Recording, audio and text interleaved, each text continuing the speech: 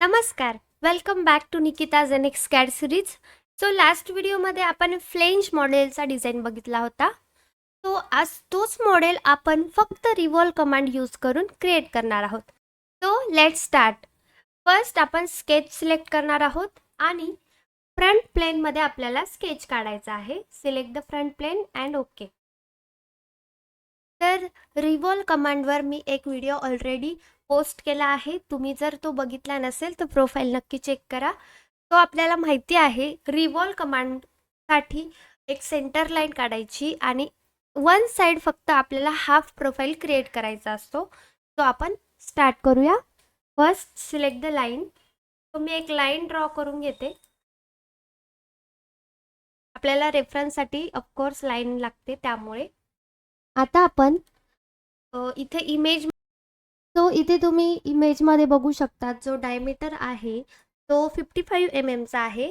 तर आपल्याला त्या सर्कलची रेडियस ड्रॉ करायची आहे. तर आपण त्याची 50 mm डायमीटर ॲझ्युम करूया आणि 25 mm ची रेडियस आपण ड्रॉ करूया.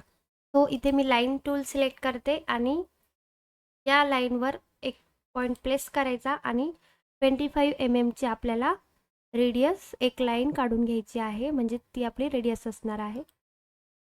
तिथून खाली आपल्याला माहीत आहे की आपण लास्ट व्हिडिओमध्ये 50 mm एक्सट्रूड केलेला आहे. तर ज्या वर्टिकल डायमेन्शन आहे त्या तशाच राहतील, फक्त हॉरिझॉन्टल डायमेन्शन आपल्याला हाफ घ्यायचे आहे. 50 mm चा आपण लाईन काढून घेऊया.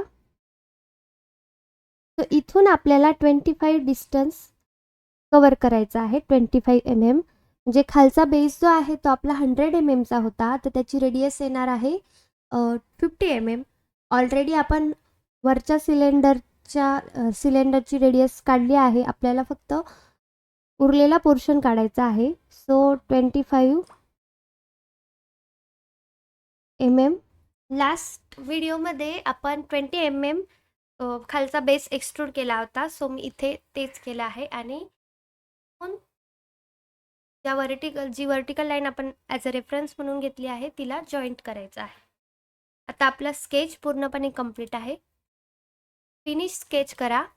आता आपण या प्रोफाईलला रिव्हॉल्व करून घेणार आहोत. Select revolve command. सिलेक्ट कर म्हणजे हा स्केच आपल्याला सिलेक्ट करायचा आहे. स्पेसिफाय वेक्टर म्हणजे जी सेंटर लाईन आहे तोच ॲज अ रेफरन्स म्हणून आपल्याला वेक्टर म्हणून यूज करायचा आहे.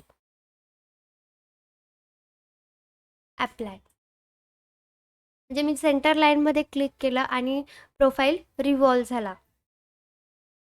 तुम्ही बघू शकतात. आता आपल्याला याला लास्ट व्हिडिओमध्ये दाखविल्याप्रमाणे याला पॅटर्न काढून घेऊया. स्केच या प्रोफाईलवर ओके.